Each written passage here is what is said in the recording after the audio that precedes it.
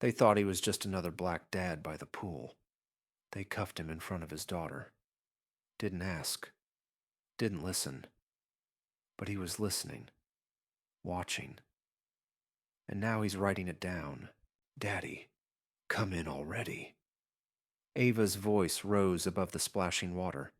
Thin arms stretched out over the edge of the float, kicking just enough to turn herself in lazy circles. The pool shimmered beneath her like melted glass, sunlight flickering in bursts. Marcus looked up from his phone, barely a smile tugging at his mouth. "In a sec, sweetheart," he said, voice flat from habit, sunglasses still down over his eyes. A little sandwich bag rustled beside him. Jasmine pulled foil back from a turkey and cheese, her other hand shading her face. She glanced at her husband. "You promised her an hour." "I know." From the front desk window, just behind a potted ficus, a hotel clerk leaned into a walkie, voice low. Didn't even glance out once the words were said. Two other guests, mid-50s, white, wandered past in robes, pausing near the edge of the pool. The woman clutched her purse tighter, muttered something behind her sunglasses. Her husband gave a small snort. They moved on. Marcus didn't react. Just reached for his paper coffee cup, lid soft from steam, marked room 214 in black marker, and took a long sip. Bitter. No sugar. He liked it that way. Sometimes he needed it that way. Inside, the lobby smelled of lemon cleaner and old carpet. His bare feet stuck slightly to the tile as he walked toward the towel rack, just past the desk. The girl behind the counter looked up, looked past him, then turned to a man holding a keycard. "Yes, sir, of course. Right away." Marcus waited. He didn't reach for it. Back outside, the air had thickened. That same couple sat 2 loungers away now. The woman spoke softly. "They're everywhere now." Her eyes didn't leave Ava, who was giggling in the middle of the pool. Her pink float turned again, catching the sunlight. Marcus lowered himself into the lounge chair, his back stiff. The paperback he'd brought with him, dog-eared and faded, lay open on his chest. "The fire next time." A yellow sticky note marked the page. James Baldwin stared up at him from the crease of the paper. He didn't read the words again. He'd memorized them years ago. He checked his phone. A message. The tires crunched faintly over the concrete as the vehicle eased into a space just opposite the pool gate. The engine clicked off. Door opened. Out stepped a man in uniform, mirrored sunglasses hiding his eyes, jaw tight like it never knew how to relax. Officer Troy Salters. The clerk was already outside, pointing. One finger, straight at Marcus's family. Marcus stood slowly. "This, your family?" Salters asked, already near the gate, hand resting on his belt. His voice was all routine and rehearsed power. "Yes," Marcus replied. "I'm their father. We're staying in room 214. You got ID?" Marcus reached into the side pocket of the pool bag, pulled out the hotel keycard, extended it. Salters didn't take it. "I'll need to run that," he muttered, radio already crackling. "Someone reported a disturbance. You fit the description." Jasmine stood now. "What description?" she said, sharp. Salters ignored her. A younger cop, Diaz, badge a little shinier, eyes flicking nervously, approached from the gate. "Sir," Ava screamed. The sound cracked something. Jasmine rushed forward, yelling, "He's a federal agent, you idiot!" "He's FBI," someone else echoed from a distance. Phones were out, screens pointed, Salters straightened. He looked around like he suddenly saw an audience. "That's what they all say." Marcus said nothing, The steel bit into his skin. His daughter was crying now. He found her eyes, met them, held still. Don't break. He didn't speak, didn't beg, didn't shout. An hour later, they released him. No charge, no apology. A manager offered a quiet refund. The clerk didn't look up again. Troy Salters was gone. Inside room 214, the air was still. The blinds were drawn, casting long gray lines across the bedspread. Jasmine sat on the edge of the mattress, her hands in her lap, mouth hard. Marcus stood by the small table, coffee cup in his hand. Same one. Slightly dented now. He didn't drink from it, just held it. The silence swelled between them. Then he picked up his phone, tapped the secure icon, fingers deliberate. A white screen blinked open. Operation Flagstone. Entry log. He began typing. The walls were white, not warm, not sterile, just white. No windows. The air in the D.C. office held the hum of cold ventilation and faint paper dust. Marcus sat across from Langston, who slid a file folder across the table with 2 fingers. Decatur PD, internal. State wants eyes on it. The folder stopped near Marcus's elbow. No push, no pressure. Langston sat back. He didn't blink much. You ready to go active again? Marcus didn't touch the folder, didn't open it. His thumb traced a faint smudge on the manila cover. He didn't answer, but he didn't leave either.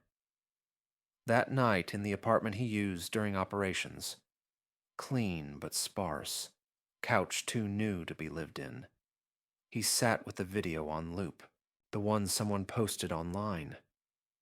The pool, the float, the cuffs. Jasmine's voice breaking, Ava's scream thin and glassy. He didn't watch himself, just watched Ava's face. The tears didn't get him. It was the way she stopped moving. Like some next morning, Langston dragged him into a lunch with other agents. Real casual, half smiles and elbow nudges. At the table, someone new. Sanders, maybe.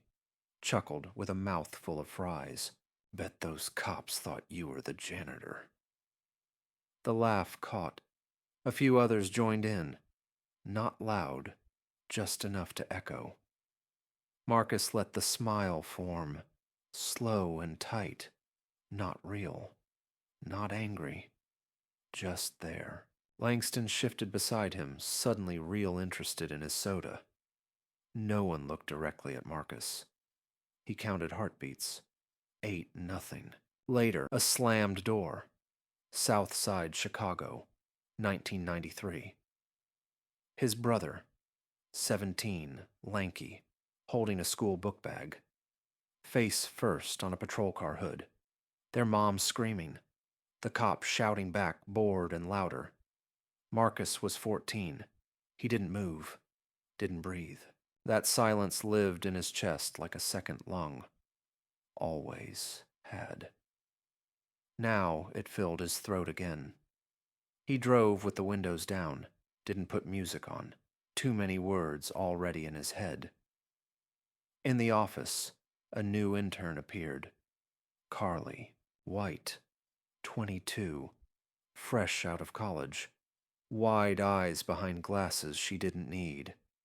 She asked questions with her whole face. One morning she leaned over with a quiet voice. Why don't you ever say more? In meeting, he didn't notice how much until later. 2 weeks passed before they asked him to speak. Not officially, just a training seminar. New recruits. Most of them didn't know who he was. Marcus walked in without his jacket, shirt sleeves rolled up. No notes. I'm going to talk about a case, he said. He didn't say it was him. Not right away. Showed the video frame. froze it at the moment the cuffs clicked, pointed. Sometimes they don't see you even with a badge. Silence held, not uncomfortable, focused. Even the back row kids leaned forward. He let that silence stretch, let them sit with it. "That's the whole damn point," he said, then walked off. Applause came late, surprised itself. Not polite, real. Later, someone from Brass emailed Langston. 2 words. He's ready. The next week, the blowback came. A podcast. Some cop host, local big mouth, uploaded a new episode. Pool lies and badge cries. Troy Salters himself calling in. On the clip, Troy laughed. Said he's FBI. I mean, come on. That's like saying you're Batman. Marcus saw the clip in a thread. Someone tagged him with a thinking face emoji. He didn't respond, just watched the way the others laughed with Troy. Not cruel. Dismissive. That stung deeper. He sat in his car that night, in a parking garage again. Phone against his ear. Jasmine answered on the second ring. "I'm tired," he said. Voice low. Hoarse. "Every room, it's like I have to introduce myself again, just to exist." She didn't say anything at first. Then make them remember. He closed his eyes, let her words settle into his chest, like anchoring weight, like armor. At the next town hall, public, crowded, loud with paper programs and folding chairs, Marcus came early, sat in the back. Troy stood up front, shirt crisp, voice trained. "We've just facts, just order." One by one, heads turned. Breathing changed. Even Troy looked smaller. No one clapped, no one shouted. But the room turned cold. Marcus didn't flinch, didn't blink. On the drive home, Ava slept in the back seat, head tilted, mouth slightly open. A soft snore. The kind kids make when they've cried too hard earlier. Marcus kept one hand on the wheel. The other reached across to the glove box. He opened it, took out the coffee cup. Still marked. Room 214. Still dented. Still his. He didn't throw it away, just looked at it, set it gently back. Langston didn't knock, just stepped into Marcus's office like he always had, holding a folder with no label, no color, just weight. He didn't speak, didn't gesture, just placed it on the desk and left. Marcus stared at the folder for a long while, then flipped it open. Top sheet read, Equity Reform Initiative. He exhaled, slow and steady. The air in the room smelled of coffee, faint cologne, and paper warmed by a desk lamp. Outside the window, sirens moved past, distant. He didn't get up. The next few weeks came with friction, not open hostility. Just whispers, long glances, skipped greetings. A few agents shifted when he walked into meetings, not because they were scared, because they weren't sure what he'd become. He's never chasing acknowledgement, just doing the job. When the pressure cracked, it wasn't his. Troy's name trended. A local reporter dug up body cam inconsistencies. That podcast resurfaced. Public comments poured in. 3 weeks later, Troy resigned. Not fired. Just gone. Marcus found him in the hallway outside a hearing room. No uniform, no press. Just 2 men, alone under flickering fluorescent lights. Troy stopped, offered a sideways glance. "You think this changes anything?" Marcus looked at him. Not through him. At him. It already did. He didn't say it with anger, just certainty. that landed heavier. The offer came soon after. Langston again, folder in hand. Deputy Willett, nothing big. Just 2 nights at a quiet hotel outside Asheville. Pool, trees, no schedule. The same chain, different city. Ava came out of the bathroom holding a fresh hotel coffee cup. Like last time, Daddy. He took it from her, examined the label, marker again, black and thick. Room 306. He smiled, small but real. Yeah, he said, just like. She giggled and ran back outside. The screen door slapped shut behind her. He held the cup a moment longer, then 5 cities. The boardroom went still. No pushback, no applause. Just a few nods, one cough. They agreed. He didn't raise his voice, didn't thank them. Just stood and left. In the ripple that followed, people began to move. Carly, the intern who'd asked why he stayed quiet, spoke at her university's law symposium. Her words showed up online later in clips. Justice isn't loud, it's persistent. His old seminar speech floated back again, now subtitled, translated, re-shared. Somewhere in Detroit, a young black cadet pinned a quote inside his locker. Be heard. Do the work. Marcus didn't know him, never would, but one Saturday, at a different hotel pool, he watched another black father speak to his son during a small scuffle over pool toys. Keep calm, the man said gently. The boy frowned. I don't have to disappear. Marcus sat nearby watching, heard it all, felt it. He didn't interrupt, just sat back, eyes shaded, face unreadable. Then, just slightly, he smiled. Months passed. One day he returned to the first hotel. Different purpose now. A meeting, maybe. Ava had come along, said she wanted to swim again. The courtyard was the same. The pool shimmered under the sun, calm, familiar. No stares, no whispers, no walkie-talkie calls. Marcus sat in the same chair, room 214 behind him. Ava climbed into the pool again. Same float, new age. She laughed. He held a new coffee cup in one hand.